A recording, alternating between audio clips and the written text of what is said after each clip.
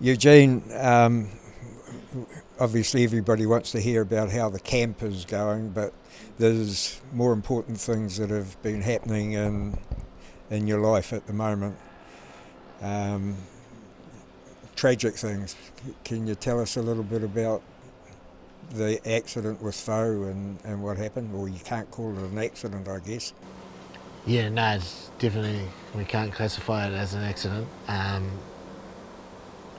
Yeah, um, yeah. I mean, I can't say too much about it because it's still a pending case. But basically, one of our fighters who was enjoying a night out after Seafood Philip Lamb's show, and it was, the victim of an unprovocated attack, and was hit from behind, and now he's fighting for his life up at the up at Auckland Hospital there, um, just hanging on by a scrap, and uh,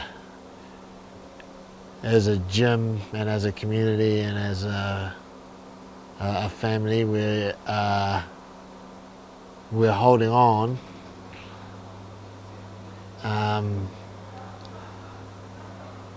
We're trying to get on with whatever business we can get on with in terms of operating the gym and the guys training for fights, but it's we're stuck in this holding pattern where we're not sure if Foal's going to come through, and of course we're hoping for the best and we're just praying for a miracle, but we're in a strange holding pattern where we are trying our best to take our mind off it by carrying on with the business that we're in of training and preparing for fights, but there's that cloud hanging over us and that weight, so it's a strange time. Yeah, just a strange time for us all, but we're dealing with it as best we can. And of course, Fou and his other two brothers, John and James, train here as well, so it's a real family. Yeah, and Willie. I haven't seen Willie recently, but Willie's trained here for many years. So, yeah, James, John, and Willie, and Fol. As you can imagine, when you've got four brothers that are training and competing for your gym, I mean, we're basically a part of their family. Like, we're an extended part of their family, and they're an extended part of our family, and it's.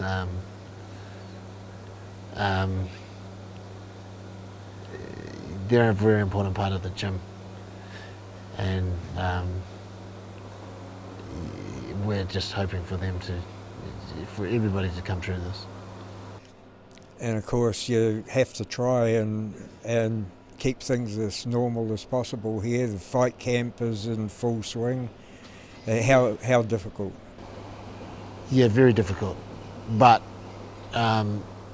yeah, one of the great benefits of exercise and training and coming into the gym is that for a brief moment we can leave some of our problems in our life briefly at the door and then pick them up again when we leave. So we're kind of using that to our advantage as best we can. Definitely training's not the same. Like I said, there's that cloud that hangs over us.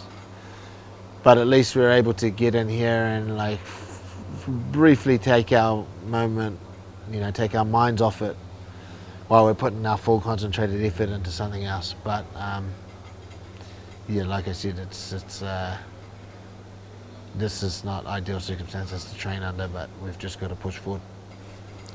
It is something that the boys will be mindful of, like use it as a motivating factor when they go to the fight.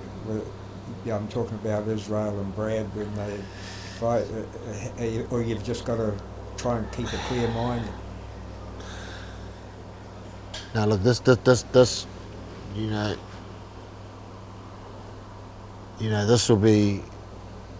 this will be a motivating factor for the rest of our life. We've already had some tragedies in this gym, and one thing I'm very proud of in this gym is that those people that have passed away have still to this day are at the forefront of people's memories and in people's minds, in everyday life, and particularly when we go to fight, where that's definitely a big motivation behind us doing what we do. At the end of the day, we're here and we're able to enjoy this, and we're able to live life if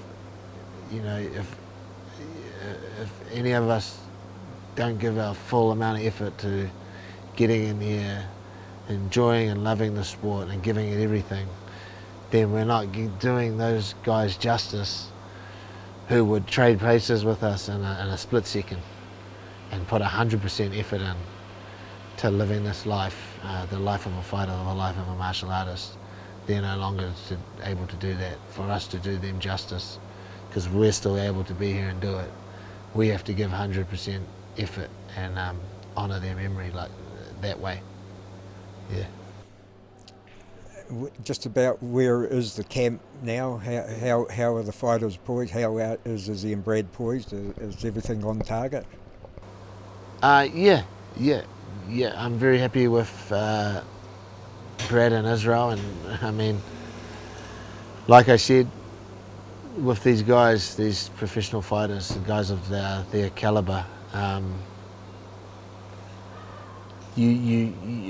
always a bit worried the further away from the fight we are, but they always manage to flick this switch. It's an amazing ability to flick the switch and turn it on when it counts. And as it gets closer and closer, you see all these benchmarks being hit that were looking out of reach before. You see the game plan coming together, the strategy coming together, the tactics within that strategy. Everything seems to come together for these guys. I've now learned through years of doing this that that's no coincidence, that's what the best athletes in the world do. They peak, their bodies peak, their minds peak, and that's part of the skill of being one of the best fighters in the world. Hey, I'm not going to hold you up anymore. I've just been talking to Brad. He's going up to the hospital straight away, and I know you have spent hours and hours there, and as have all the fighters from here. No, thank you, Tony, and to my people, my community, my family and my friends from the gym. I mentioned this the other day to everybody, but when I looked around that hospital and I saw 50, 60 people deep just waiting around, it became really clear to me why this gym is the best gym in the world. And all the accolades and the titles and all these belts and trophies, they actually don't mean nothing. How I know that is because this gym would be the best without all of those, because it's the people.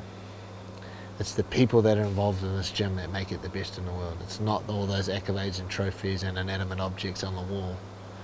And that was abundantly clear to me on one of those nights when there were 60 people there sitting deep, just keeping each other company and hoping and praying for Fou to come through. So even if we didn't have all those accolades and trophies, this would still be the best gym in the world, and it's because of the people that are involved in the gym. And to all those people that have supported us, particularly those people that are from our gym, I can't thank those people enough. And those people, I eternally owe those people gratitude. So thank you very much. Thanks, mate. Thank you, Tony.